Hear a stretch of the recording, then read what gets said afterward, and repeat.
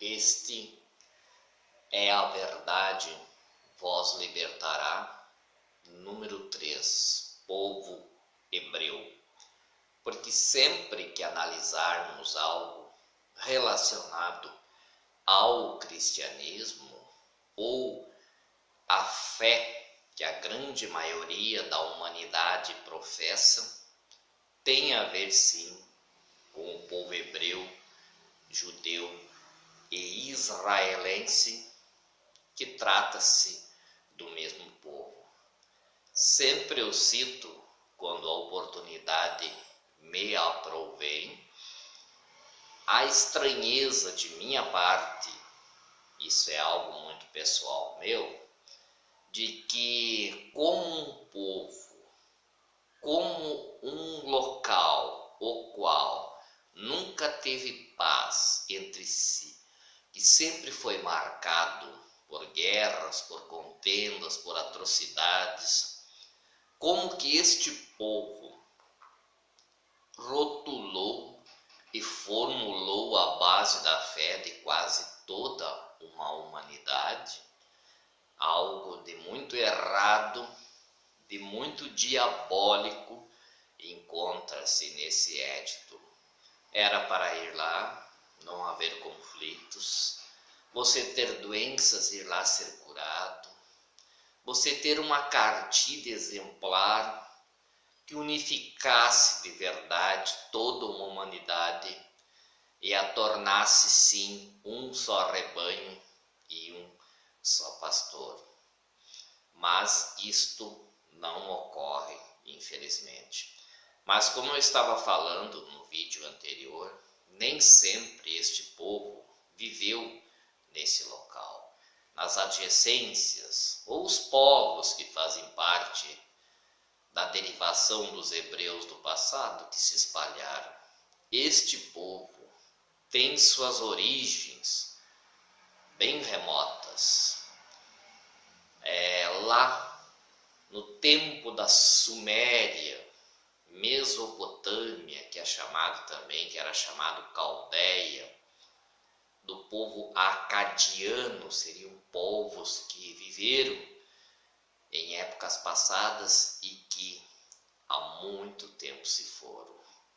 E no Alcorão dos cristãos é colocado que o mundo, que o planeta Terra, ele oriunda de 4 a 6 mil anos apenas, né? Mas eu tenho certeza absoluta que os primeiros seres humanos que chegaram nesse planeta já poderá fazer de 80 a 100 mil anos. A história deles, por eles contada, se nós olharmos e pensarmos e refletirmos no raciocínio, em cima do raciocínio que eles tinham na época, aquelas regiões eram consideradas como que fosse o mundo inteiro. Eles não tinham noções da grandiosidade, do tamanho do planeta. E um cataclisma tal como eles anunciam, ou eles relataram, foi algo talvez local, se houve a inundação de uma região apenas. E na época, o povo sumeriano tinha muitas pessoas que eram clarividentes. E essas pessoas eram conectadas e ligadas ao povo enteálico. O povo enteálico é os seres da natureza que trabalharam e ajudaram a construir esse planeta e que ainda trabalham na manutenção desse planeta, porque a manutenção não é feita por mãos humanas, e sim por mãos extra-humanas. E as pessoas recebiam as revelações dos clarividentes com veracidade e se mudavam para outros lugares. Isso aconteceu na época do dilúvio. as pessoas, em grande maioria, migraram para outros lugares seguros que foram determinados, porque ali foi revelado que iria acontecer um cataclisma, ou seja, uma inundação. Noé, um sacerdote de uma tribo, o qual já tinha aversão ao povo sumeriano, porque mesmo vivendo naquelas adjacências, o povo hebreu, o qual vivia na Suméria como uma tribo de ciganos nômades de cá e para lá, tinham muito ciúme da prosperidade e dos deuses do povo sumério e do povo babilônico, embora eles também eram politeístas. Mas os deuses que eles cultuavam não eram top de linha, eram deuses terciários, tal como Jeová. Este Jeová, que é tido como grande Deus, o Deus do povo de Israel, que foi exportado para o resto do mundo, já existia na Suméria. Mas o povo hebreu era um povo pobre, não era um povo alegre, era um povo já regido por leis tolas, por sacerdotes ignorantes. Por mais ou quase em torno de 400 anos após a era diluviana, esses cidadãos se desenvolveram naquela região. Somente depois que Jeová aparece para Abraão e dá a ordem para que se mudem para Canaã. Mas, porém, o dilúvio foi algo localizado. E também é citado num livro, o qual é mais antigo que a escrita dos hebreus, que é as Aventuras de Gilgamesh, que é escrito em pedras. E muito do que existe no Alcorão dos cristãos é plágio das Aventuras de Gilgamesh, cuja história do dilúvio consta, mas porém com outros personagens. E é óbvio que pode ter havido plágio, porque este povo vivia junto aos sumerianos e certamente tomou conhecimento dos relatos das aventuras do grande rei sumério Gilgamesh.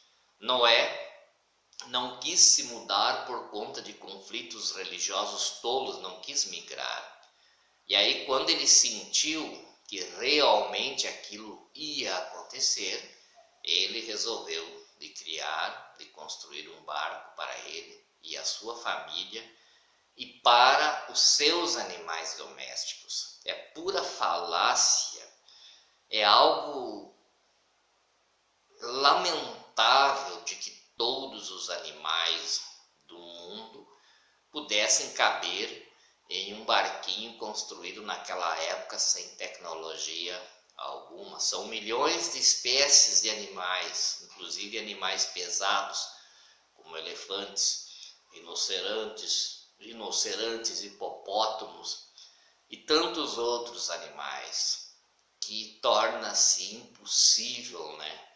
Nem Deus poderia fazer tal mágica, imagina o tal de Noé. Foi a sobrevivência, se é que houve, dele e da sua própria família, e transportando animais domésticos para a sua própria sobrevivência.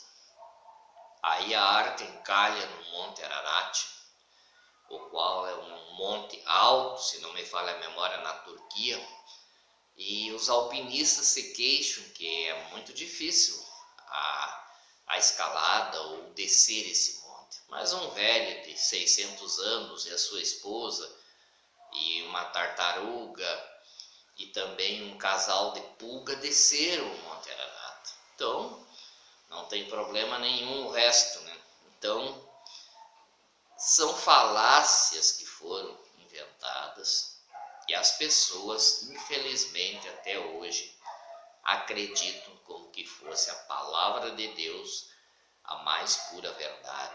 É um Deus criado pelo povo hebreu, segundo o livro que eles mesmos escreveram. Então, passou-se 400 anos depois do dilúvio, que o tal de Jeová não deu notícia alguma para o povo. Não se tem nada relatado que ele procurou algum profeta que ele fez alguma comunicação. Imagina que Deus é esse, que Pai é esse, que se enche de fúria e de raiva e manda um dilúvio para matar toda uma humanidade, sendo que havia poucas pessoas e a maldade também era pouca. Imagine agora. Então Jeová já teria destruído o mundo umas quantas vezes. E por que ele só agia naquela época? Porque não tinha máquina fotográfica, nem câmera, nem nada para registrar. Apenas se registrava o que os historiadores da época escreviam. E os hebreus quiseram sim criar um Deus para eles próprios e dar destaque para se igualar ao povo sumeriano. Porque sentiam ciúme sim dos deuses que traziam prosperidade ao povo sumério. Inclusive o Espírito de Jeová, que não tem nada a ver com Deus, e sim meramente como um espírito, um ser, matéria que viveu, que tem a ver com o plano terra e não com planos superiores, aparece para Abraão, o qual tinha dons de clarividência, e diz para ele: Abraão, a partir de hoje, eu serei o único Deus de vocês, do teu povo. Vocês vão seguir a mim, eu tornarei vocês uma nação muito poderosa. Você pegue o teu povo, convoca os líderes, os conselheiros, e convença-os a ir para Canaã, aonde é a terra que vocês habitarão. E Abraão assim o fez, e convenceu o povo hebreu a deixar aquele local no qual viveram há tanto tempo, na era pós-dilúvio. E rumaram esses cidadãos com suas famílias para a tal de terra prometida. E lá chegando, ou antes de chegar, esse Deus, esse monoteísta Jeová, e valendo salientar que não foi os hebreus que pela primeira vez veneraram um Deus único, né? O monoteísmo já vem de tempos idos, na época do faraó Akenatão, na época da Pérsia, de Zoroastro, o zoroastrismo, né, que era a veneração de um único Deus. Então os judeus, hebreus, israelenses não são pioneiros do monoteísmo, apenas mais um povo que aderiu a um Deus só, mas jamais quis dizer que esse Deus era o supremo criador, apenas mais um no grande panteão de deuses que a humanidade assim criou. E chegando este povo perto da tal de terra prometida, os batedores, os que vinham na frente, constataram que naquele lugar que o espírito humano do tal de Jeová havia indicado, havia pessoas residindo. A terra tinha dono, como os índios viviam aqui no Brasil antes dos portugueses vir para cá. A terra tinha dono. E o que o Jeová fez quando isso foi constatado? Em vez dele dizer: eu vou abrandar, amolecer o coração desses que vivem lá, bem como de vocês vão conversar e vão coexistir, vão formar um povo, vão ser amigos, porque a terra é grande e tem espaço para todos. Não. O Jeová determina que sejam exterminados todos os habitantes e os verdadeiros donos daquela terra, sem dó e sem piedade, homens, mulheres e crianças.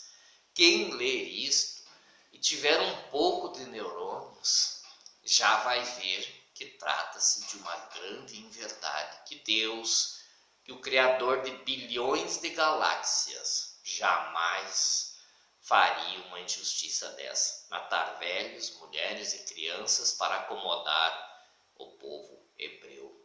Por isso que essa terra é amaldiçoada. Por isso que nunca houve paz entre eles mesmos, porque já foi um ato de horror adentrando-se e tomando aquilo que não era deles.